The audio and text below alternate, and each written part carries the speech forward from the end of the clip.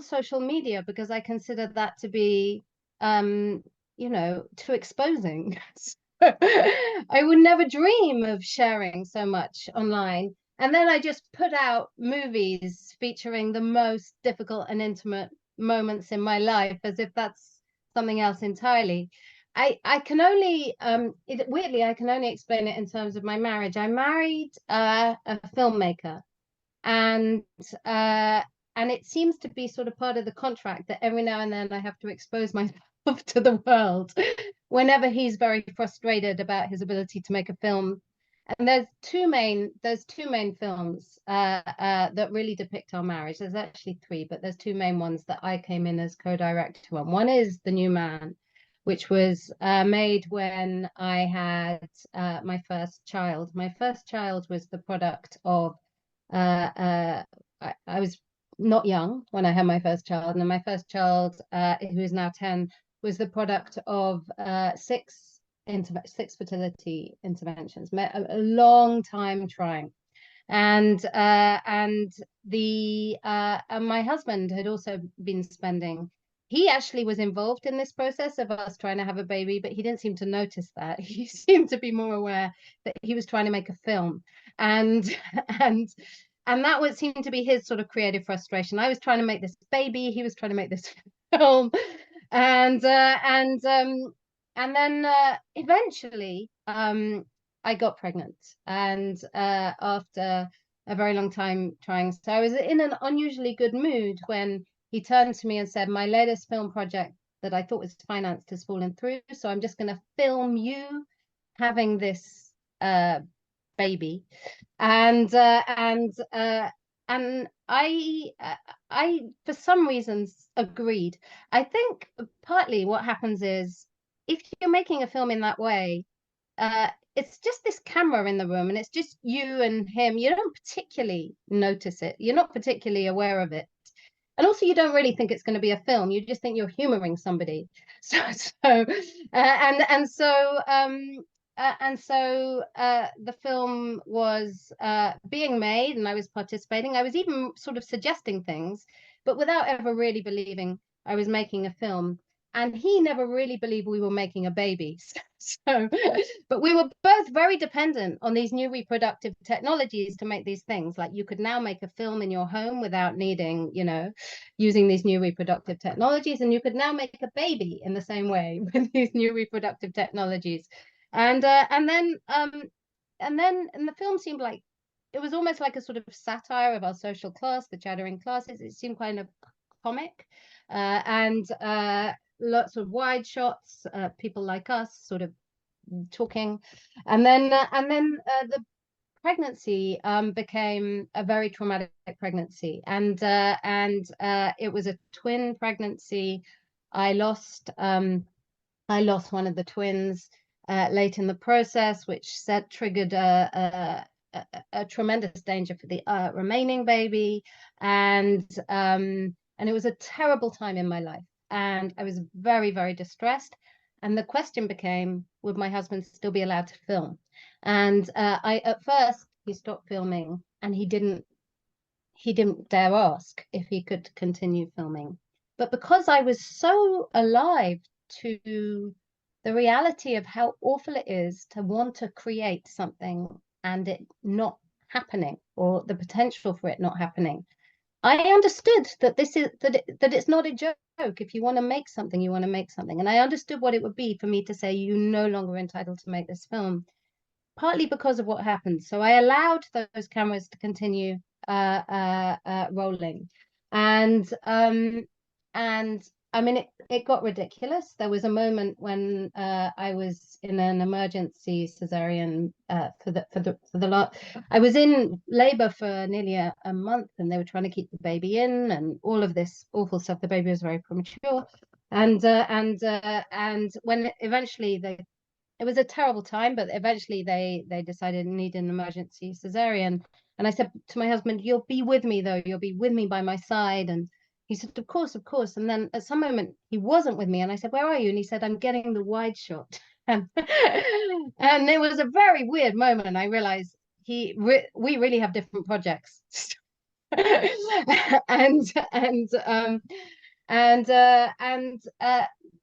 anyway, it was a very traumatic time, and the baby came out, and then it was a very interesting and terrible thing where we I needed him to know this was his baby and that he had a role to play in it, and he was trying to persuade me this was my film. and and and actually the sort of odd thing that happened was as we were editing the footage of this film, nearly killing each other, very nearly divorcing, because somehow we'd gone through a very bad time, which was ostensibly together but very apart.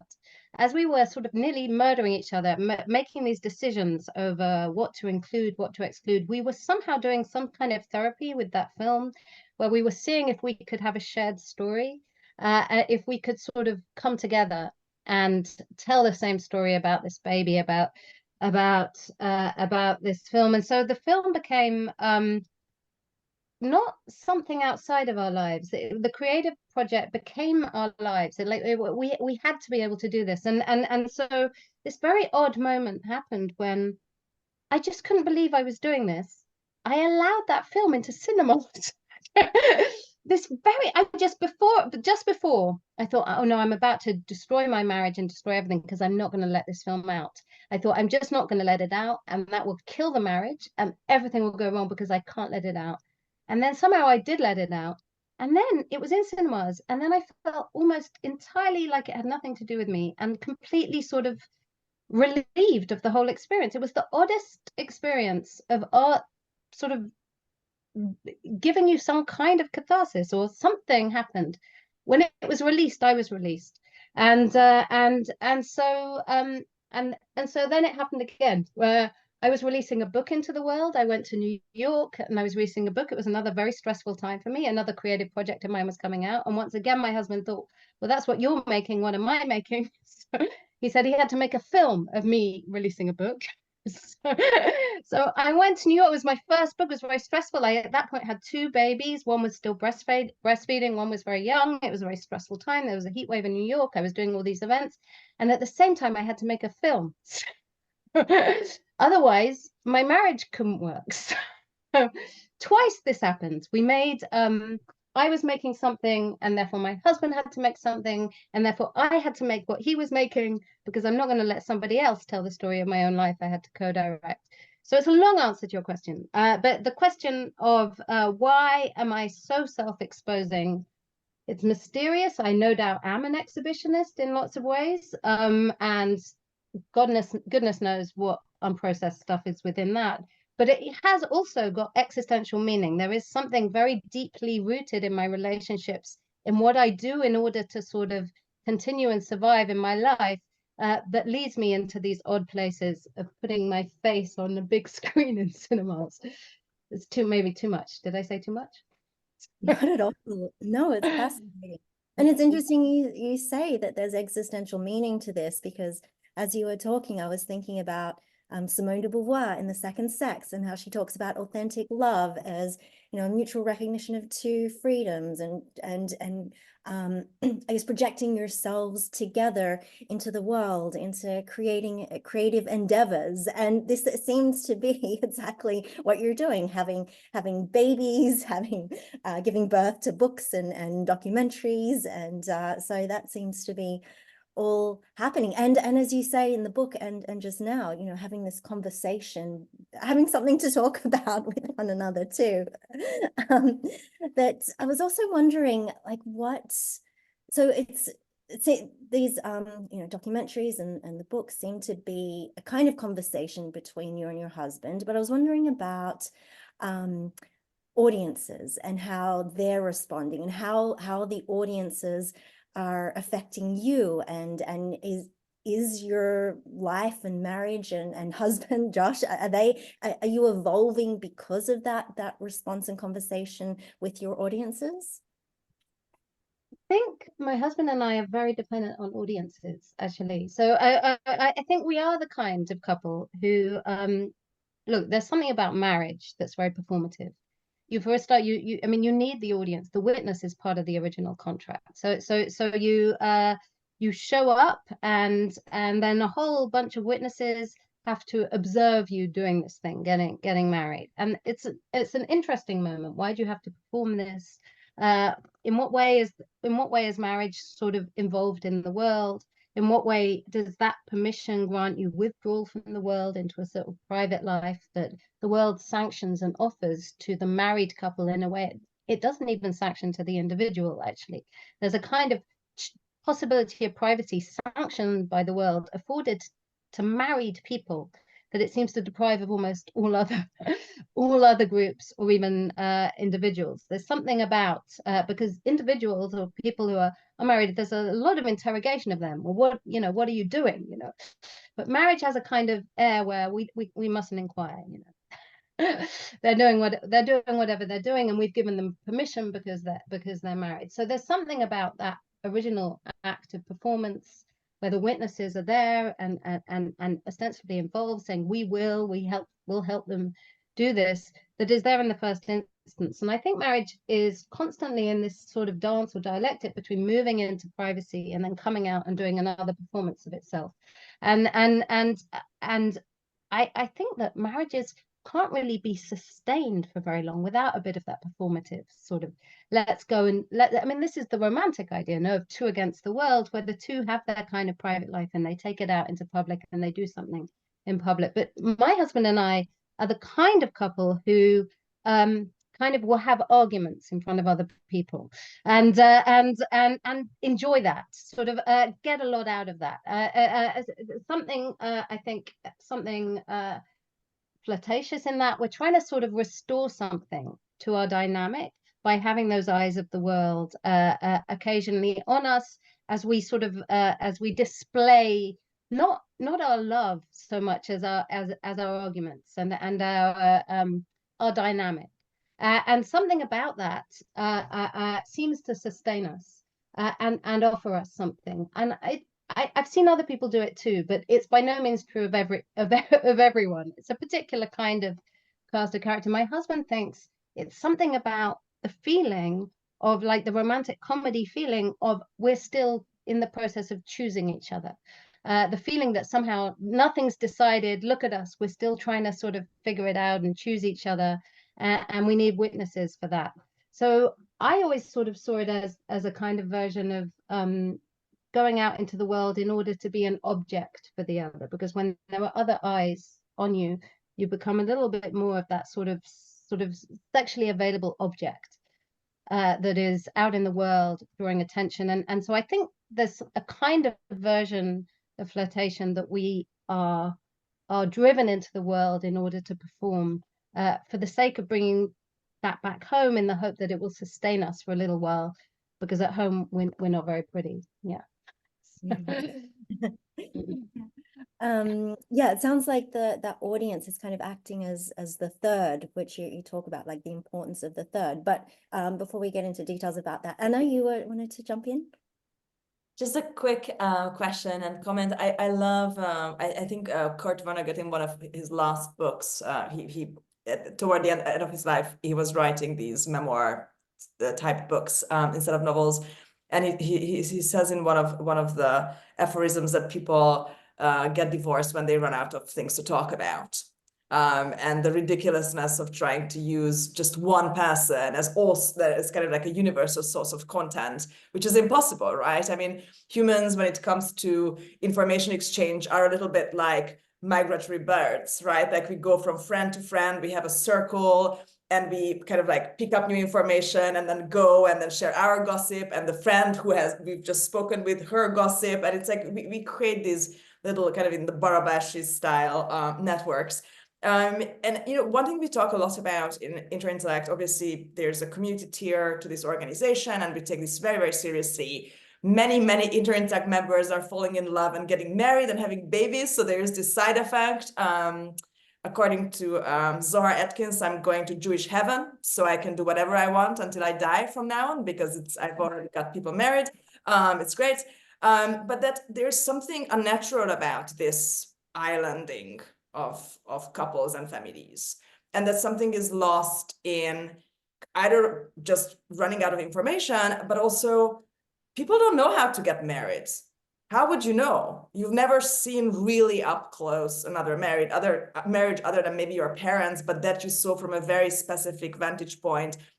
You don't gain insight, a real insight into your friend's marriage. So the only way you can basically solve this problem is by keeping the marriage inside a community, where people, like, you will be able to piece together how a marriage should be if you actually have this honest relationship with a number of couples.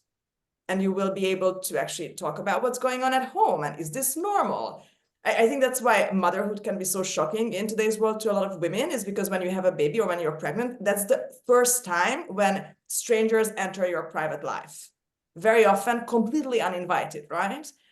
And I'm like, what if it wasn't uninvited? And what if it was the norm, not just in high school, that you have a big friend group and within that you have people hooking up? What if we could actually sustain that somehow in adult life, right? Before people even get married. Do you guys think that would improve marriages, or it would just create a gigantic arena of fucking around? Or maybe somewhere in between. Maybe that's the improvement. I don't know. What do you guys think? Which guys? You and Skye, but actually, there's so many guys here. I guys? Deborah, you start. You're our special guest, please. The mic is yours. Well, I'd be interested what Skye thinks. I mean, there's a big theme in my book is on marriage as conversation. Paul Maddox Ford is similar to Vonnegut. What Vonnegut says, he says you marry to continue the conversation, and you find that as a theme in a lot of people talking about their marriages. Seem to be invested in this conversation and something to do with this conversation. So the sort of presiding guy, the sort of the inspiration that hovers over the whole of my marriage book, my sort of guru is Scheherazade, right? So because in most of Western literature, the marriage plot, as we know, ends at the wedding. So there's a lot of drama, there's a lot of excitement happens, then they get to the wedding and then it's over. And they call that over happy ever after. Kiss, right?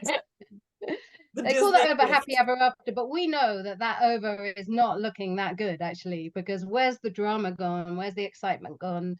I mean, and how do we make that bit of life as exciting as the bit before, as narrative as the bit before?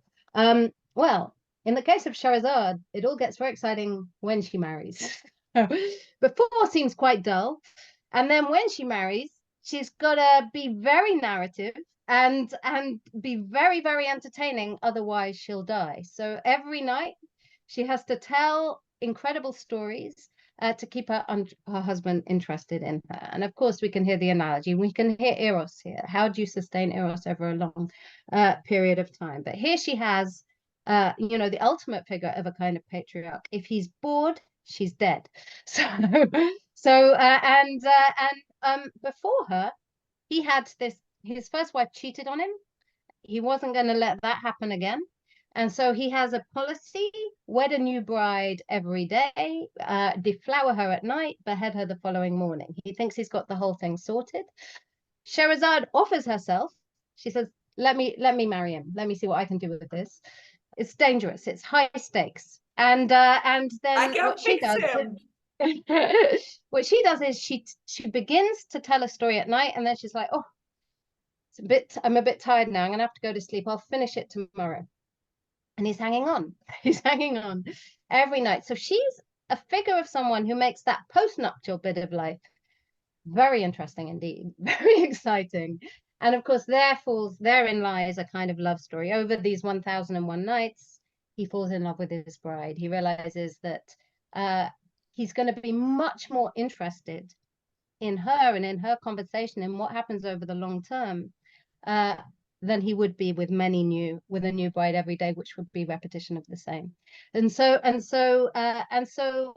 I'm interested in that story, I guess.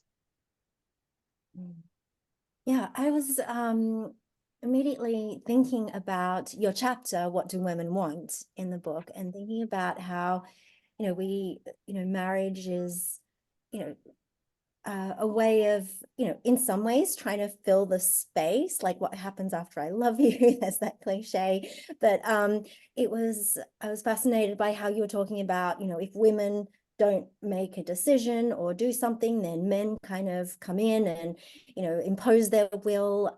Whereas what's really needed in, I think what you're saying in a good marriage is kind of to create time and space to figure out what both people want. But this is so heavily loaded because women have been punished for saying what they want so often.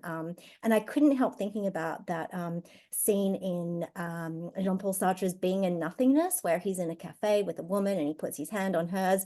And if in his reading, if she doesn't move her hand, it means that she wants to have sex with him. And if she doesn't follow through and have sex with him, then she's in bad faith, according to Sartre. Very patriarchal view.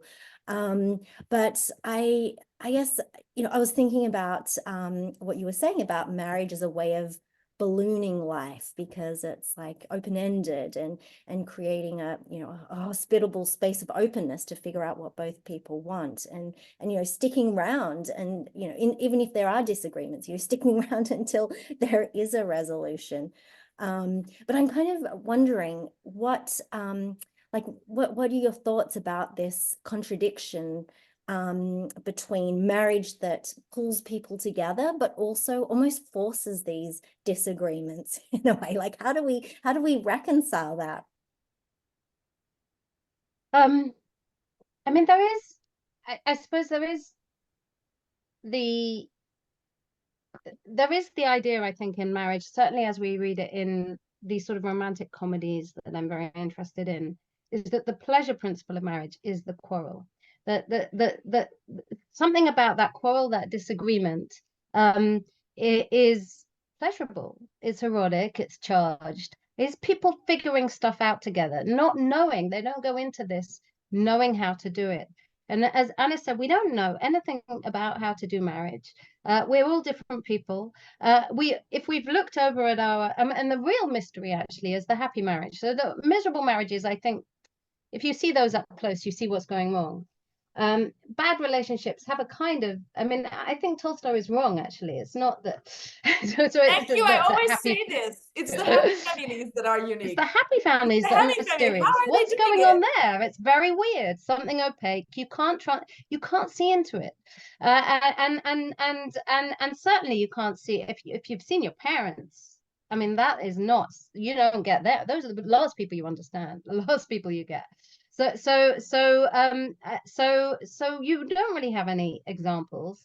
Yes, it's helpful to hear from other people how they're doing it, and whether it's working or not working for them. But you're different people, so you're not gonna be doing it the same way, and you are going to be making decisions all the time about what to bring into the marriage and what to leave out of it, which bits of your life are going to remain private and going to be in intense relationships with other people, and so on. What do women want question, which was the reading, I think, of Grace Paley in my book. And there's, of course, that whole it is gendered in the way of there's a kind of stereotypical gendering in that story that I suppose I'm working with and playing with, in which there's the bad faith is not, Sartre has bad faith the wrong way around, right? The bad faith is the man who says who always knows what he wants, as if he knows what he wants, right? So that the idea, there's a certain version of masculinity that a man is someone who knows what he wants. He has objects, he goes for them, and he knows what he wants. And there's a version of femininity, of the enigma of feminine sexuality, of human, what does woman want, and so on, that she doesn't know. And Sartre says this is bad faith because she should know, and if she doesn't know, but the real bad faith is the assumption that you could ever know what you want. How can you know what you want? I really love Adam Phillips, the psychoanalyst, a wonderful writer who's also a friend, who has a really lovely essay on what he calls two kinds of wanting. One of them he calls desire, and one of them he calls perversion. You could call them anything else, but he says a sort of perverse kind of wanting is to assume you know what you want, And that's based on some kind of previous idea, some kind of idea modeled in the past that you're trying to reproduce in the future, that you're trying to reclaim. And it's very guarded against the unknown, the real sort of question, an enigma of moving towards another that you don't know, and you don't know anything about, what you're moving towards. And the possibility of opening up a kind of future horizon would be in an acknowledgement that desire is what leaves us wanting, what leaves us without that kind of certainty about ourselves and our convictions and our objects, and so on. And so what I really love in that story with Grace Paley is those two kinds of wanting, which led to a sort of divorce situation in the case of their marriage that she's narrating, are sort of rehearsed in the way in which they speak, in the kind of way in which they have conversations. So he's very frustrated, get to the point. What are you talking about? This is too open, I can't get to the point. We hear this sometimes when we're wandering here and we're wandering there and are meandering. And he's saying, get to the point. I won't have a conversation that doesn't know its objects in advance. And she wants a different kind of conversation, one in which it's exploratory and she doesn't know where she's going with it. And that would be a kind of version of kind of Eros for her versus him, I think. Yeah, and just cognizant of the single people also in the audience, and on that, I loved where you picked up on how Kierkegaard said that fabulous quote, like, marry or don't marry, you'll regret both. And then I was fascinated when you talked later in the book about how you asked people why get married, and a lot of unmarried people said, well, for love, of course, but then married people were like taking offense to you asking the question. So I was wondering, if married couples aren't willing to admit that they married for love or acknowledge that that was a good reason, is marrying for love a bad reason? And, I'm thinking about, is it kind of provokes this idea that maybe the secret is that getting married is the best way to kill love. So I'm just wondering what you think about this relationship between love and marriage. Not guaranteed. It was genuinely, I was sort of asking lots of people, why do you think people marry? Why did you marry? And the married people seemed like very, very triggered by that question. Like I'd asked them a terrible question. And they came up with all these sort of hypotheses, not answers, just like they were having guesses. Oh, I think maybe because secure children, is it maybe security? I needed a visa. I needed nobody seemed to say love. Like that would be naive and ridiculous, and I'd have caught them out if they said love or something. So nobody was risking that answer. Now I asked a bunch of I say there, it's not like married people own marriage any more than parents own children. These are cultural institutions or entities, and we all are in charge of making the meaning. And so, but whenever I seem to ask people who weren't married, why do you think people marry? They nearly always said, love. Like that was still a possible reason people might marry in their view, but married people really seemed like allergic to that response, which I found very, very interesting. Not, I think, because they weren't loving their spouses, and not, I think, because that isn't why they're married, but I think they were trying to protect their privacy in a certain way from something I was doing by interrogating their marriage. I tried to make in this book a kind of argument about marriage as a kind of philosophy of life that you don't need to be married to inhabit.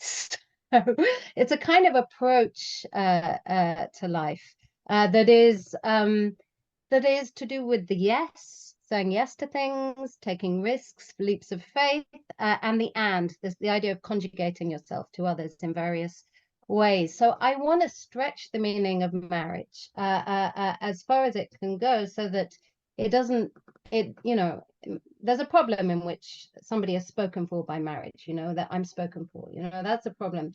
But if if we can all speak through it, or we can all speak to it, then maybe we can do something else with it, because there's no doubt there's a lot of problems with this institution historically, currently. But I think it has a lot of radical and very interesting possibilities as well, that I think it always has had. And so I want it to be shared out a bit more than perhaps we normally think of it. Right. And okay, so last question before we open up to the audience. So you're married. It seems like you like being married. Do you recommend it? I sometimes like being married, but I'm a bit of a masochist, so I don't know. But I really sometimes hate it. But look, there's something in me that I need to cling to someone. You know, I'm very, very needy. I'm not an independent person, and I spend any time on my own at all, and I'm all vices basically. If you give me like, if you give me a week by myself, I'm basically smoking. I'm not sleeping.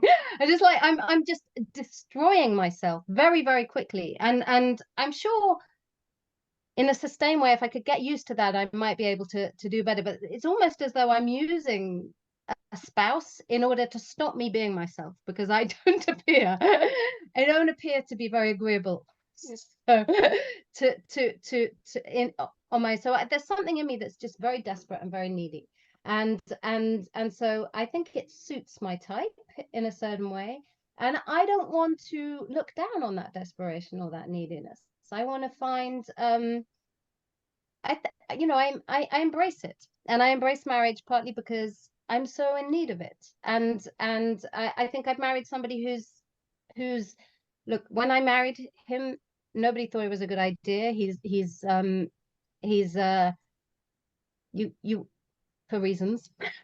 And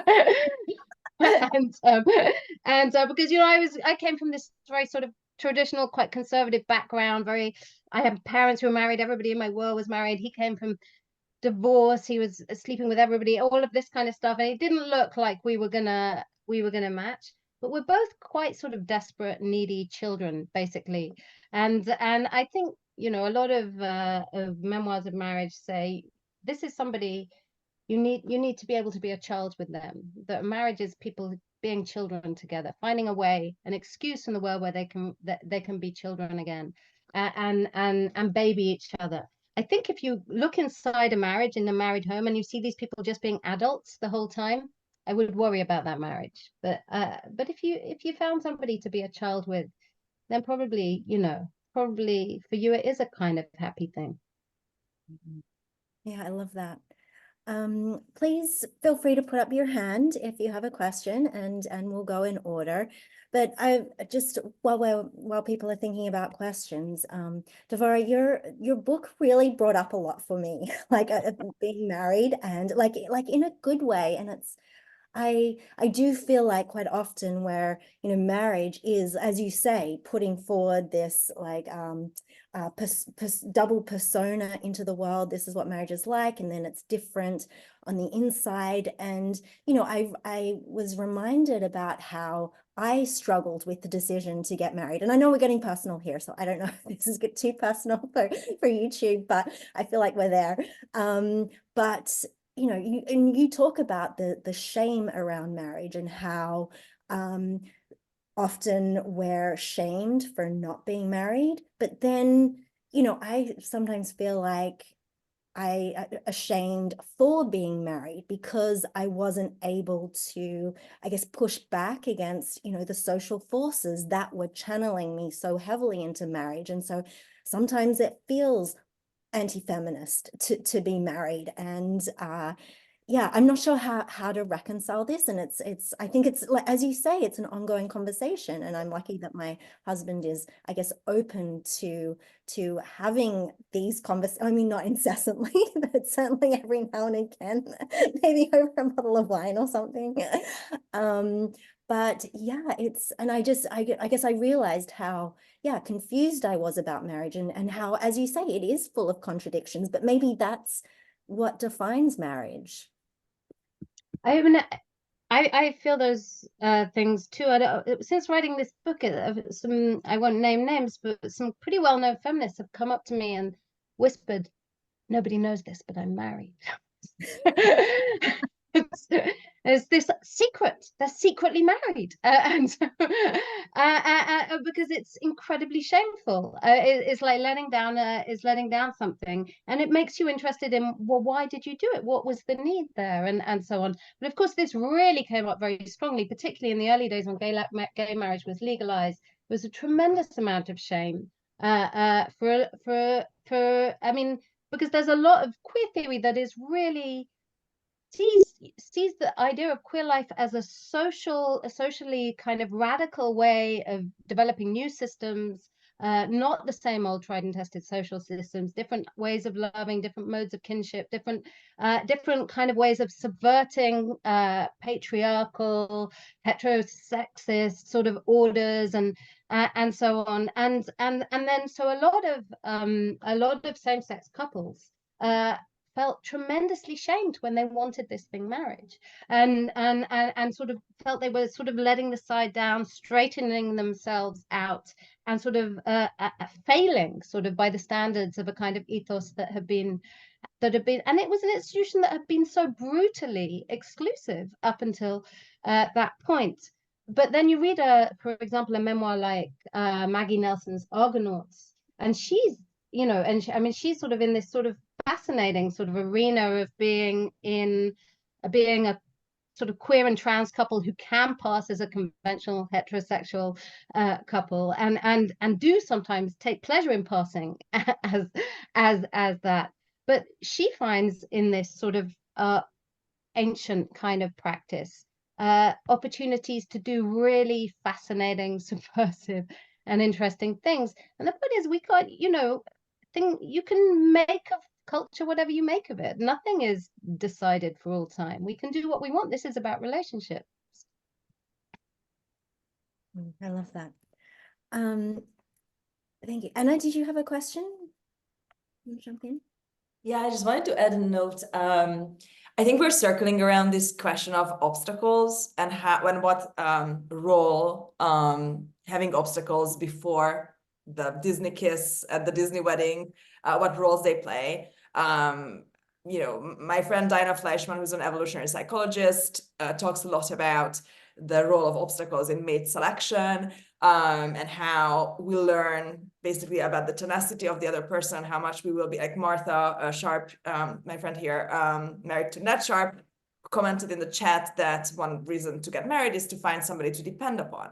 But how do you know that this person will be dependable? Where you have to go through some kind of trials and tribulations with them so that they can show their character. And probably a Tinder date where you both get smash-faced in Shoreditch is not going to give you that information, right? You have to see this person with a variety of other people and through, you know, different situations. My favorite quote is like, oh, before you marry somebody, see them with slow Wi-Fi, which I think is probably the 21st century version of this. And so I often wonder, like, if somebody doesn't really have problems, how do they choose the right person? Or do you, maybe a lot of, like, you know, a lot of the mating dances we do are basically around creating non-existent obstacles, right? Not waiting 3 days before you respond to a text, like that complete nonsense. But I was thinking of, like, we have a wonderful Interintellect host, Visa Varasamy, who is South Indian, and his wife is North Indian. And when they were 14, they hooked up at school, and basically both, I mean, he talks about this publicly a lot, so I'm not, you know, giving away secrets here. And both families disowned them, because they were like, you can marry a German, but you can't marry a North Indian. Like, that's a no-no. And they're still together. They just had their baby. They are in their 30s now, so they've been together for nearly 30 years or over 20 years. And, you know, when you talk about this pushback against you marrying Josh, I'm like, wow, there was like an obstacle. You had to overcome it.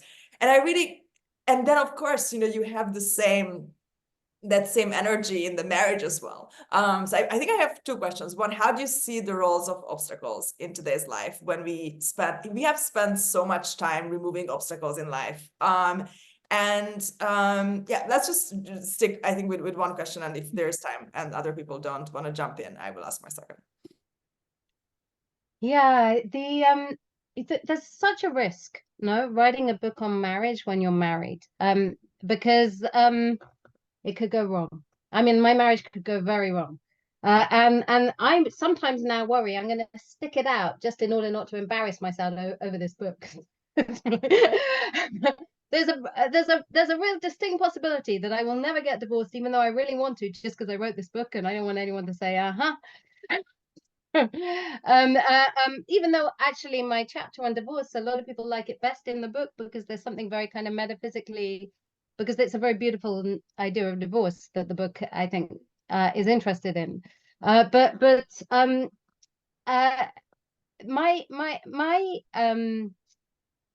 my temptation always is to make marriage a very comforting place. A consoling, comforting place is what I know, it's what I return to.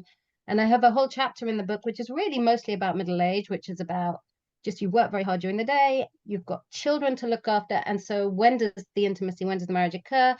Through box sets. Basically you watch box sets on TV.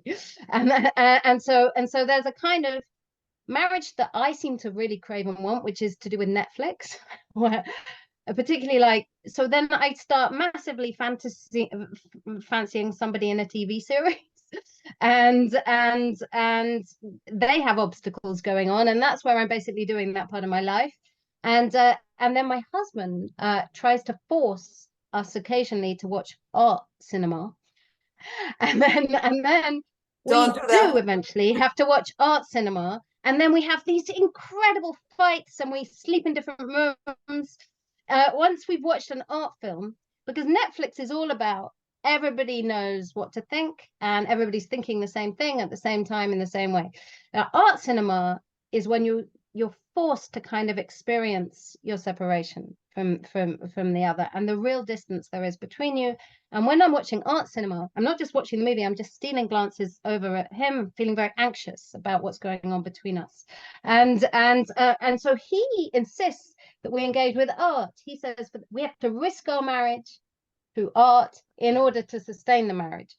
Whereas I just want to have a Netflix marriage where I never have to look at him again, essentially.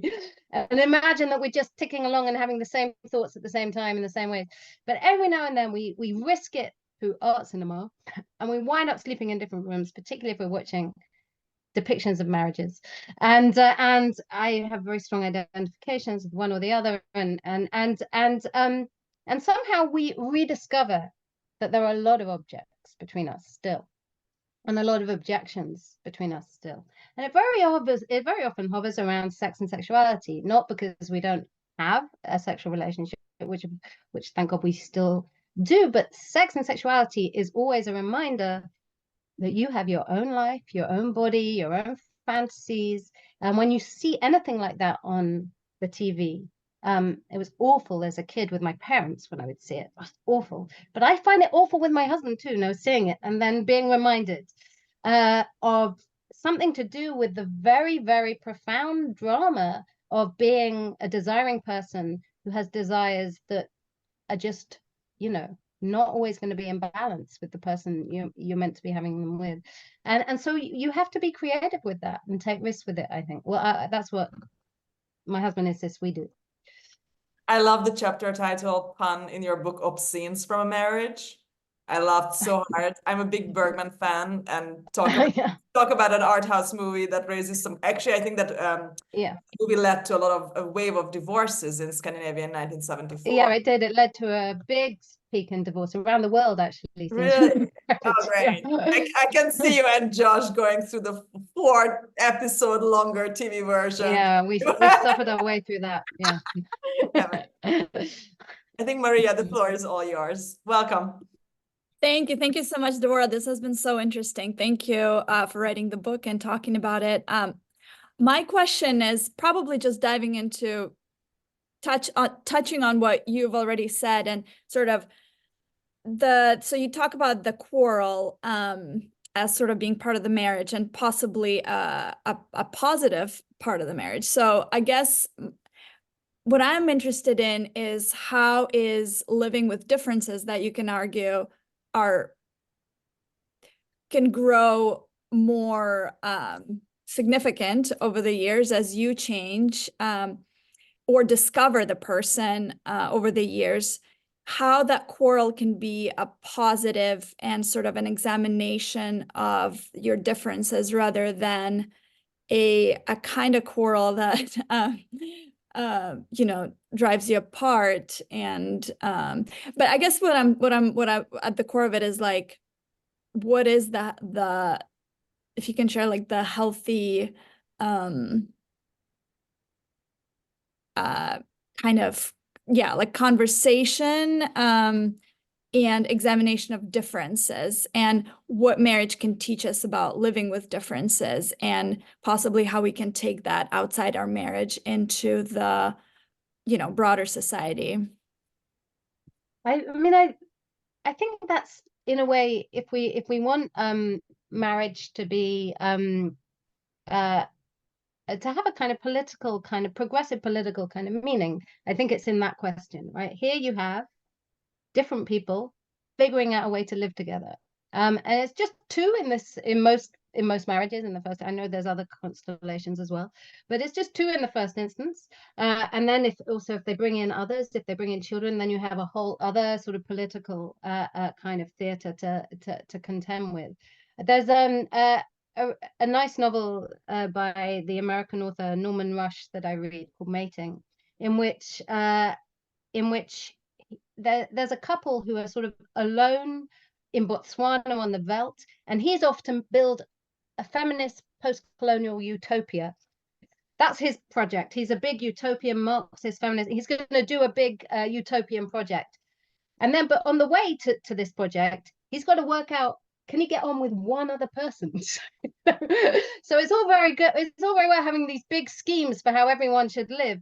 But can he even manage to get on with one other person? And that becomes, and they fall in love, and they're quarreling the whole time, and the quarreling is the pleasure principle. So there's something about difference where my mother was what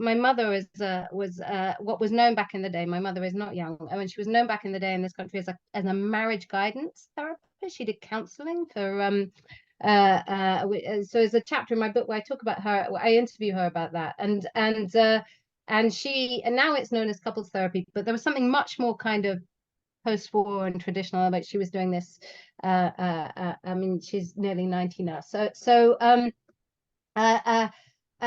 But she told me, that you marry. Marriages break down if people can't accept change in the other, right? Because when you marry, the stupid idea people have is that you marry in order to have sameness, but that isn't true. That's what, you know, the king before he marries Shahrazad he's having sameness. New people every night is the same, right?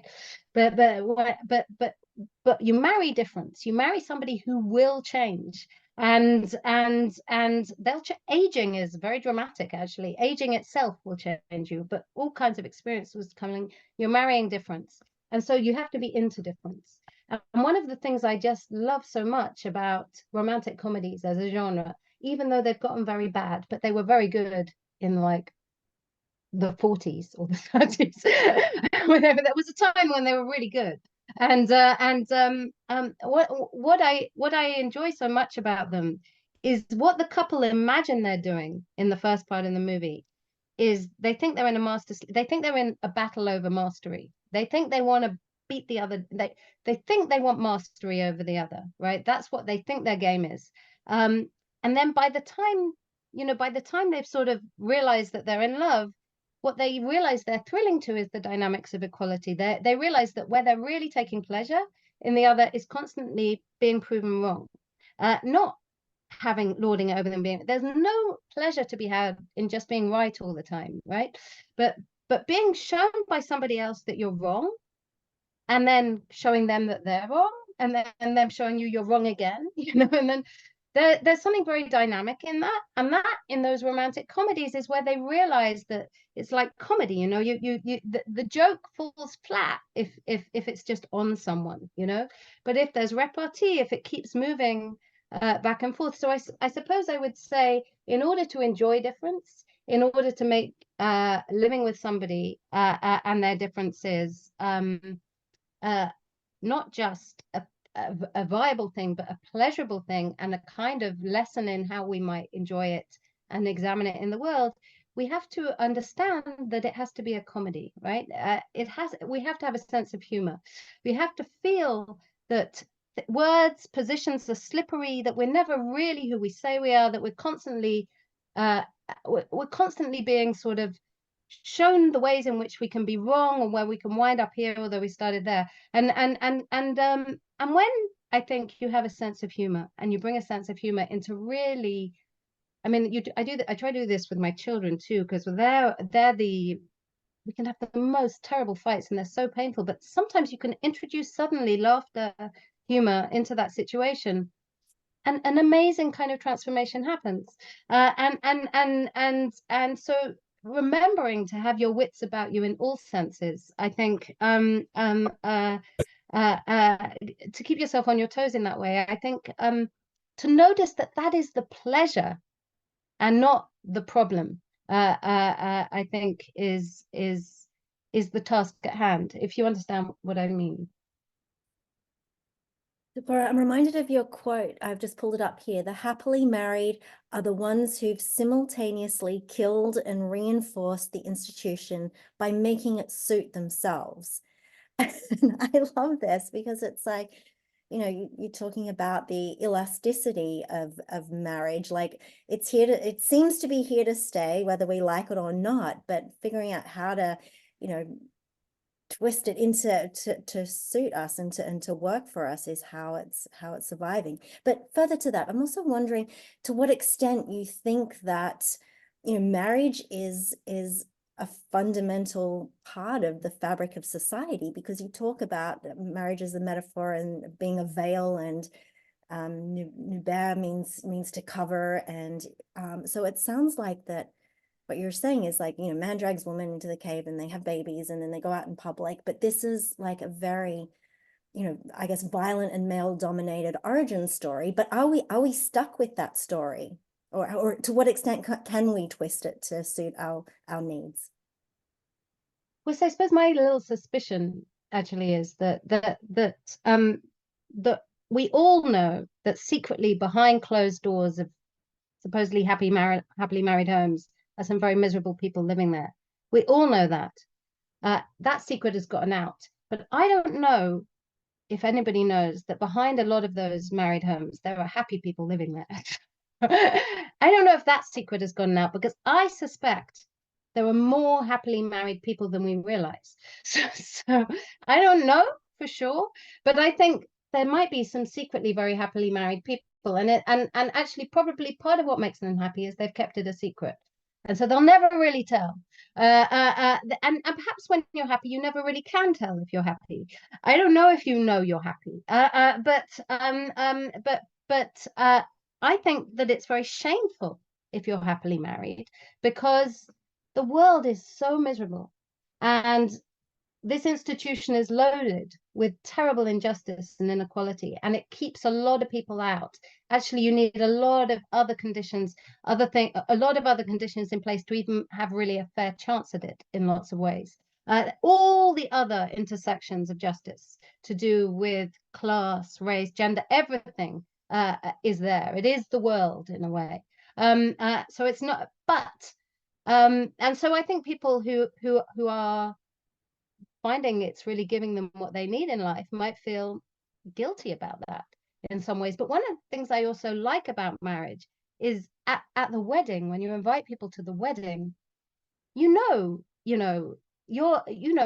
this is your happy occasion, and not everybody you're inviting along agrees with marriage or is happily married. So some people want to be married and they're not married, or they've divorced. Some people hate marriage, but you invite them all along and you say, be happy for me doing this thing you disapprove of.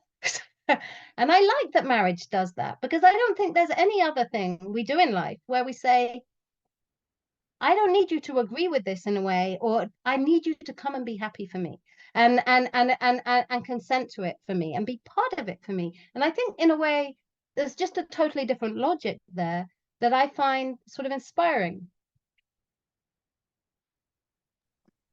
Great, thank you. Anna, over to you. Just to go back to the performative angle of marriage, and Deborah's very commendable decision not to be on social media. I mean, I'm sure in 20 years, PhDs will be written about how Instagram changed marriage, because the kind of this flood of content coming out about couples and all the lovely things they do. And I keep thinking, when do you have time to talk to each other? Like, you're on camera the whole day. And you know, it's what is more suspicious about a marriage than a lot of photos about the couple all the time and how happy they are. So I kind of like this weird game theory where there are all these happy marriages, but everybody keeps it a secret because they don't want to offend each other, or, you know, create envy. And so everybody thinks that they are the only happy people. I don't know. There's a new piece of research that came out maybe 3 weeks ago about this, how full of conflict TV shows portray marriages to be. And so it gives people this, I mean, in absence of the community where you could gain insight into other people's marriages, you basically watch TV shows and you think, oh, it's like Mad Men and Big Little Lies and The Sopranos. That's how marriages are. And where, no, these are long TV series where people need to write things to happen in the shows, and they will just write conflict in there. So I think there is something very deep to explore. Anybody else here? I think Sarah Heppola is here. Anna Ivy's here. Eli, Ariel, Jenny, and Mark. We have a couple Zoom accounts. Guys, don't be silent. Well, any comments so far? How are you finding it? Yeah, we can comment. I think that's really true. I always wonder about couples who are constantly posting online about their love. They're declaring their love for each other. I think that's, I mean, every couple's different. So, but to me, it feels like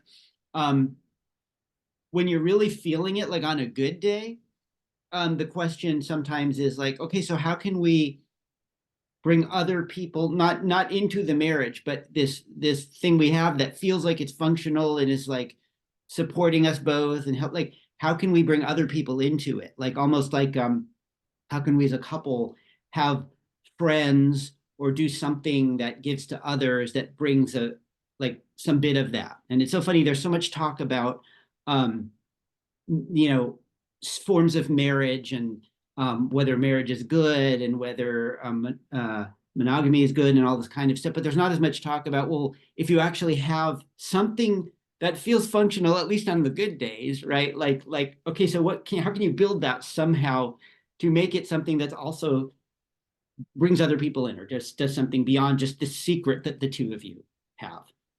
Sharing the grace, right? Being hospitable as a couple. Yeah. Yeah, it's weird how like we wanna hide the bad days, the bad moments when you're fighting, which we all have, all couples have it, but we also hide the good days. You know? Yeah. There's a movie that I did quite a close reading of in my book by Mike Lee, and for some reason now I've just forgotten its name. Especially since I seem to really love this movie. And it's totally slipped my mind for some reason. Something a year. Anyways, so I think it's a movie Another in which year. Another year. Yeah. It's an ungoogleable name. You forgot because you put it on the scripts. So I think it's a movie in which look, at the center of it is this happily married couple, and they were in a kind of Miltonic idyll in North London. They garden together, and they sort of cook what they've gardened together, and they go on nice holidays together, and they always have people around their table, and they're always inviting single friends who are single and sort of addicts and miserable in one way or another, as if to say we can turn our marriage into a kind of welfare state that sort of embraces everybody, and our good fortune and our happiness, we need to share it out. And you see this kind of very the real character, the main character in this film is actually one of their single friends who's divorced, and she's a bit sort of unhinged, and the most extraordinary performance, one of the most extraordinary performances I've seen in cinema in a way. But she sort of wants this. She needs to be in their house. She starts fantasizing, she's an older friend, that she might marry their son. She wants so much to be a part of this. And this film divided critics, because a lot of people saw this film and just hated this married couple, smug married, hated them so much with such a passion, because there is something smug about them. They've got the happiness. They're trying to sort of be charitable, you know, and you see that when they're with other happily married couples or other couples, there's something a bit more relaxed about the flow between them. It's as if they're doing sort of good deeds, you know, when they're with these other friends. But you know, you can't condemn this couple. They're trying to share their happiness. The problem is they are luckier than the other people. The problem in life is some people are luckier than others. And so I think ultimately this film is saying, although the social contract in most societies has been, and when we can go really far back in terms of philosophy and history of social contract theory, is really pinned to marriage. The marriage contract and the social contract in most societies you can look at are very, very close to each other. Or if not one pinned on the other in a lot of cases. I think Mike Leigh, who's a socialist filmmaker, says it can't work, actually. We need a much better social contract than this, because people are entitled to their private lives, and it's very good if they open them out and include others, but ultimately they're going to close that door in those others, and that's what happens in the film, and it's heartbreaking.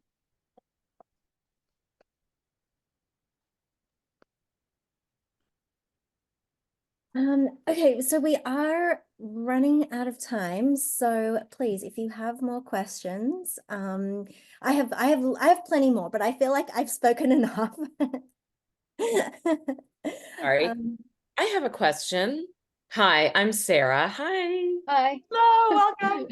Sorry, I had my video off because I was eating lunch. So I'm single. I've never been married, and I've always wanted to be married. And when I was in my 20s, I was the one friend in my group that was like, oh yeah, I'm going to get married. And all my friends were like, I'm not getting married. That's for the, you know, patriarchy or whatever. And they're all married now.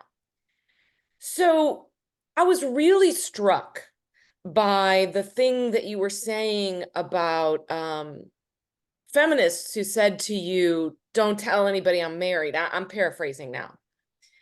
And I start to feel like everybody I know wants to get married, but there is this shame around it. And I wonder, I'd like to hear your thoughts on where you think that comes from, what that's about. And to me, I have to tell you, it's starting to feel a little bit like a luxury belief, that like the kind that Rob Henderson talks about, where, you know, the elite kind of say that this is not a good thing, even though we know that it leads to better economic outcomes and people want it. And so, I mean, of course, there's all these other things around like what marriage is today or whatever, but I wonder if you could talk a little bit about where that comes from. I think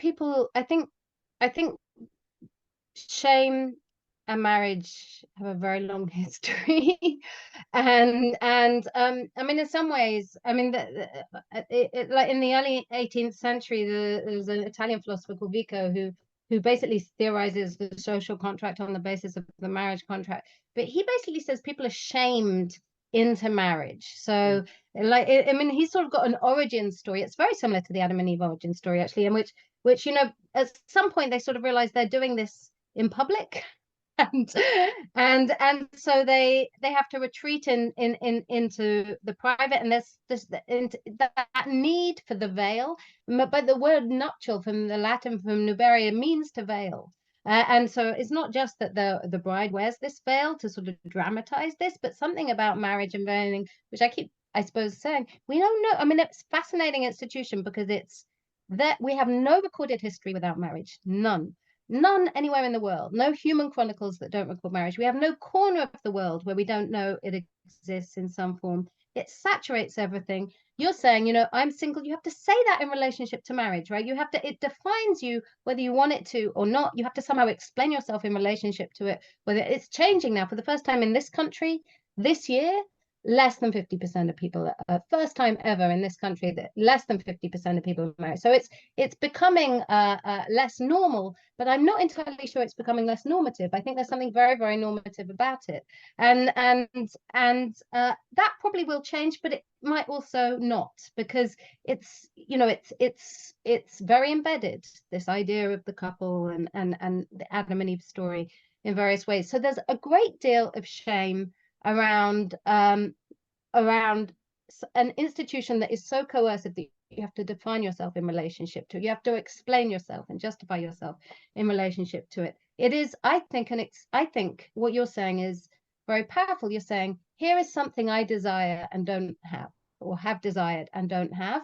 And there's something very irritating about people who have it saying they don't desire it. Yeah. And well, that's very nice for you. That is luxury. I mean, I was like, you, that really is having your cake and eating it. I have it, but I don't desire it. Nonetheless, I can assure you, as a married person, when those people say they envy single life, they do. So that's real, I assure you. It's a real feeling. What that I have, but it is also a luxury feeling. It's a kind of speculation, a hypothesis, because obviously this is something I feel need of. I nonetheless feel that the deepest meanings of marriage and why it really has a hold on us isn't actually to do with that form it takes of two people getting married and setting up a home together and maybe having children together. I think it's an attitude to life, a way of doing life that is conjugal, that understands one's need of others, that is prepared to be not independent but dependent, to let one's dependence see on others be not something to deny but to embrace, and one can do that in all kinds of different ways.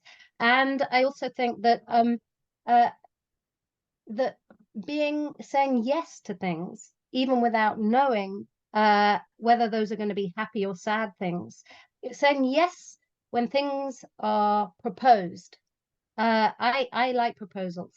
I like to be proposed to in various ways, because I somehow am a bit like Sartre's woman in that respect. I can't take the initiative myself, but saying yes to things, I think I genuinely think this, I think, can bring oneself into the arena of what's good about this thing. And there is a lot of bad things about this thing. There is a lot of bad things about this thing. But I think one can sort of be married without being married, I suppose. Not just unmarried in a sense of with somebody, but not officially married, but as a kind of way of experiencing all one's relationships. I know that's not that's not a great answer, but I think you're right about a kind of a luxury. It's to do with a kind of cynical language we have about this relationship. People want to be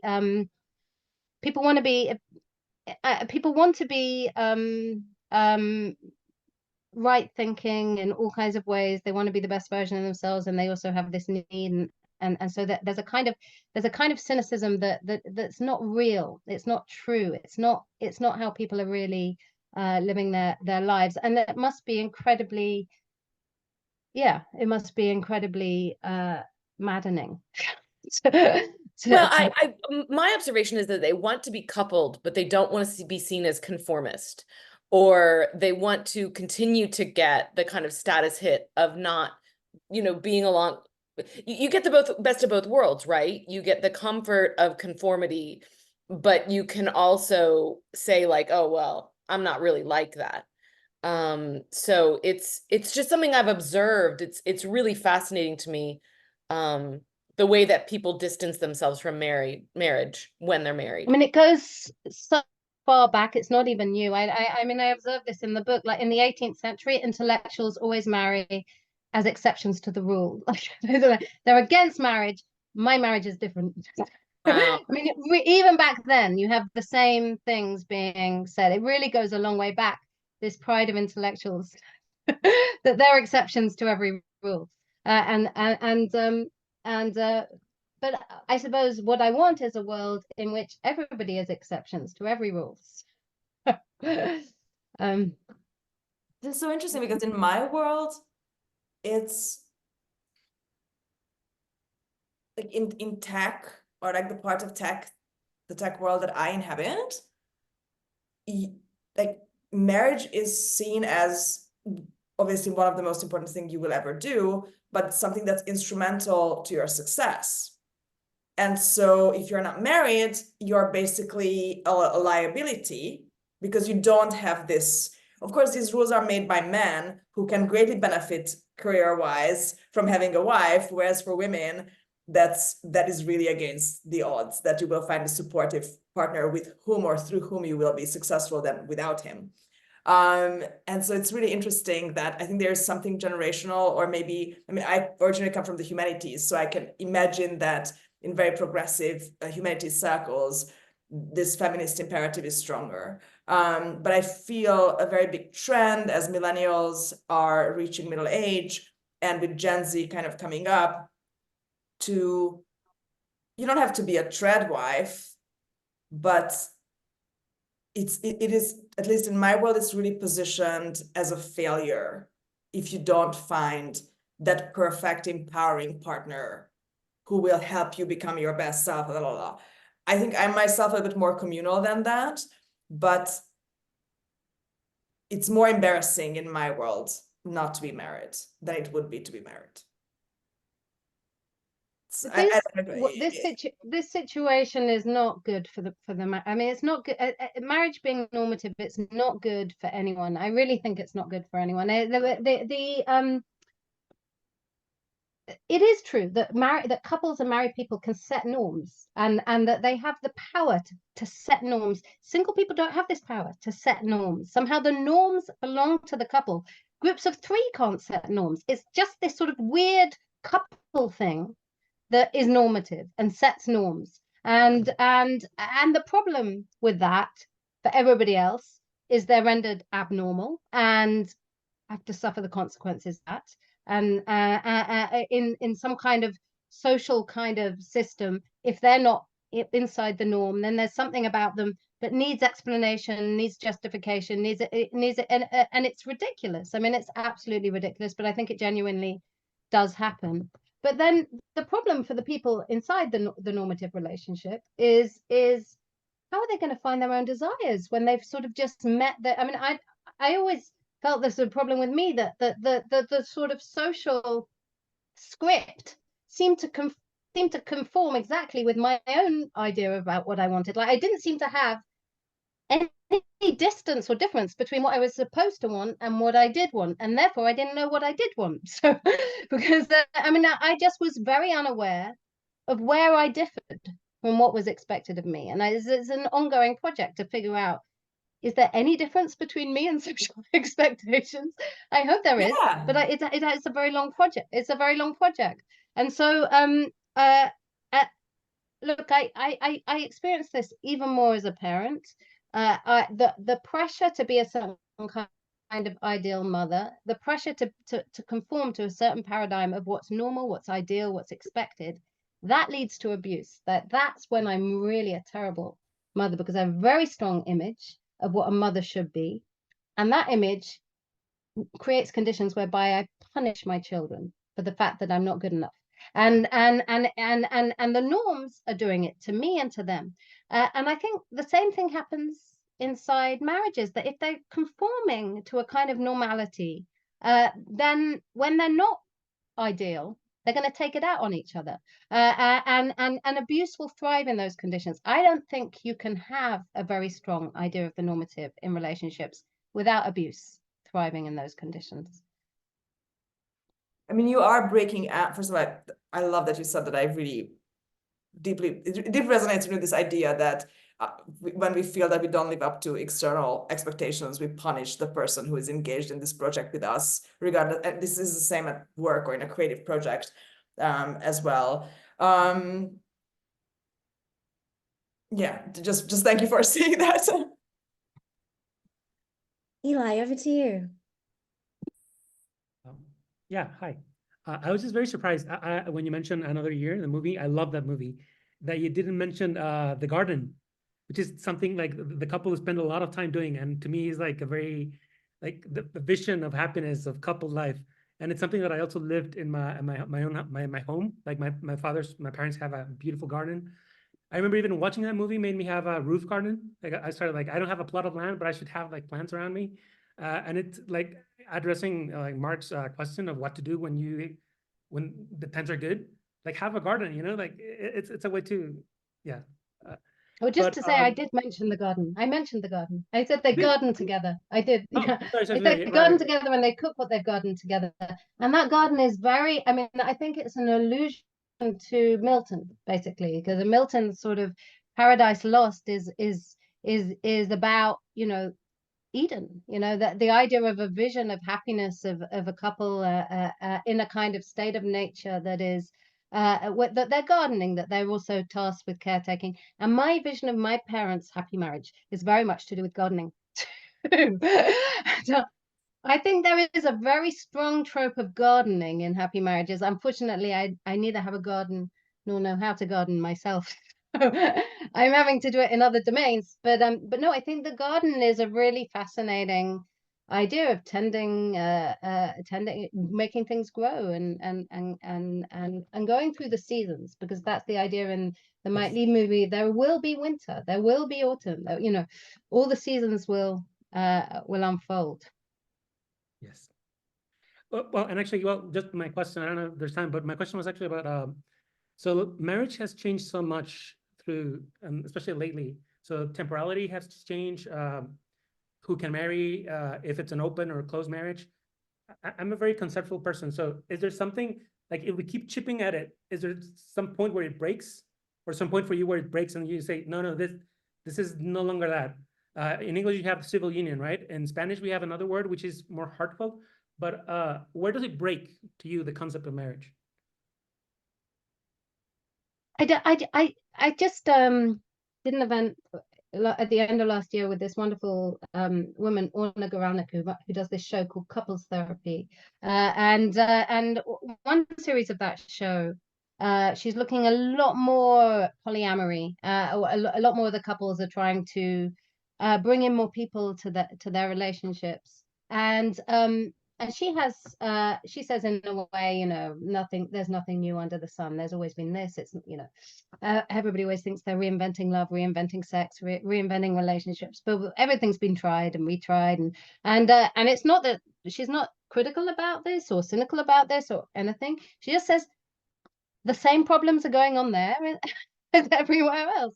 They also, no matter how many people are in, are trying to figure out sex, money, property, you know, work, housework.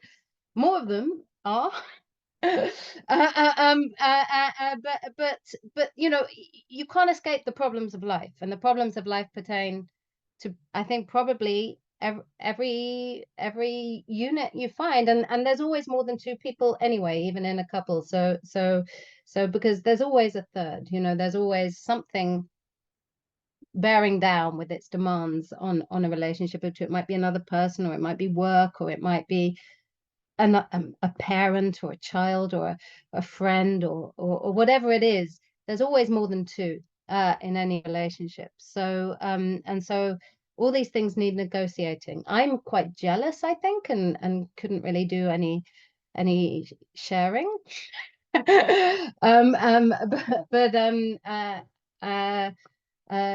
I'd see that probably as a moral weakness of mine, but it's just that's how I am. Yeah. Wait, do you think, so you're saying that you know, this is, you know, a good thing that marriage is changing to incorporate these, you know, different structures, and we should you know, keep pursuing that? Is that what you're saying? I did this weird, funny. My husband and I did this funny interview with I don't know if you know this dating app called Field. There's a dating app called Field, which is more for polyamorous sort of relationships. And we did. They have a kind of culture section, and they did 1 week on alternative lifestyle of monogamy, and so we were interviewed about our alternative lifestyle of monogamy. And it was very funny, this interview we did, because I think because the person we were talking to, who was saying, I have, you know, this partner and that partner, and this is my main partner and this and that, and then she was trying to explain to us very clearly, this is a very faithful, there's a lot of fidelity, there's a lot of faith, we do have rules of, you know, of how is it, and it's all there, and this is a very faithful unit, and it's functioning for us. And when they say, so she was trying to say, this polyamory is very kind of traditional in lots of ways in terms of the values of fidelity and love and so on. And we were trying to persuade her that our monogamy was very, very adulterous. And then we like, oh, you know, we don't like, I just, you know, I'm just always preferring my child to my I like and anyway, and I'm always thinking we seem to both be very intent on trying to persuade each other that we had each other's relationships. Because, you know, you look over the fence and you think, well, that does look kind of beautiful, what's going on over there. That does look like the ideal, and I suppose, you know, we do what we do. I certainly have no prescription for how anyone should lead their life. I just have some observations about things I've read and about my own life. I do think that you are breaking out of the, you know, my desires and the kind of received expected desires overlap. I mean, first of all, you wrote this beautiful book. I think that's not something that every wife living in the alternative lifestyle of monogamy would necessarily do. You're helping swaths of other people in how they think about their marriages or lack thereof. And I really loved, I think it's like maybe the last line of the book at the end of the acknowledgements, where you own up to the fact that your husband has a very, I think you call it husbanding, which I thought was very, very hilarious. I mean, not surprisingly, and his unique take on husbanding, that it wouldn't work for everybody, but it really works for you, and you thank him. So I don't think, I mean, it would be easy to argue that whatever you guys are doing is not conventional, even if it first stemmed from a conventional place, or from a desire to be more conventional. That's my unmarried take on it. Thank you. Yeah, I mean, let me just assure you, it's just hell in my marriage. But, you know, obviously I'm very committed to it. You know, I'm very I get a lot out of it. Yeah. But there are some, I have dark times. But I do, I think it's possible that when I say that I'm happy. I just don't know. I really don't. It's the oddest thing. The reason we can't tell what's going on in any other marriages, we can't tell what's going on in our own. But the book is a love letter in the end, right? You kind of realize whilst writing it that it is. Yeah, I think, and that I really feel like the cynical discourse around marriage, that's bad faith. I think it's not true. I think we've received lines, we repeat them, other people say them. It's a way of not looking inwards. And actually, my general experience of life is when you pay attention to things, when you notice what's going on in things, they become more interesting, they become more rich, you enjoy them more. Mm-hmm. So I observed my marriage, and then I got more out of it. I love it. We just did with Skye and Esther Perel, Murray Emre, and Agnes Callard. I know Esther Perel also participated in your book launch, Deborah. And one part of the event in New York City, Mark and Jenny were there, was about debunking cliches. And we really enjoyed, you know, having a couples therapist who has spent decades inside people's marriages and co-founder relationships and friendships and all sorts of other types of relationships. Like, she's always like, it depends. You know, that was her response to all these big wisdoms. Like, sometimes, yes, for some people, that ends the marriage. For some, it makes it better. For some people, or for some people in this year, this is how it turns out. And the other year, there are different circumstances. And I just love, as an Eastern European, that's my entire worldview. It depends. It's complicated. I loved it. Yeah, and oh, sorry. Go ahead. No, what we can say. Oh, I was just going to continue on saying how I thought your book is just brilliantly insightful, and you know, I laughed when you said, you know, that marriage doesn't make sense if you think too much about it. But Yeah. but what I loved is that the book is a meditation on marriage, and it reveals how complex and these, you know, all sorts of you know, pulleys and pressures and myths and, you know, practical realities. It's just, you know, this messy cauldron that we still keep doing because we're optimistic. And so that was one of the things I love most about the book, Devorah. Oh, thank you so much. So glad you like the book. You don't have to like my husband, but if you like my book. I've been texting my husband about various things. He needs to do the labor. We're going to talk when you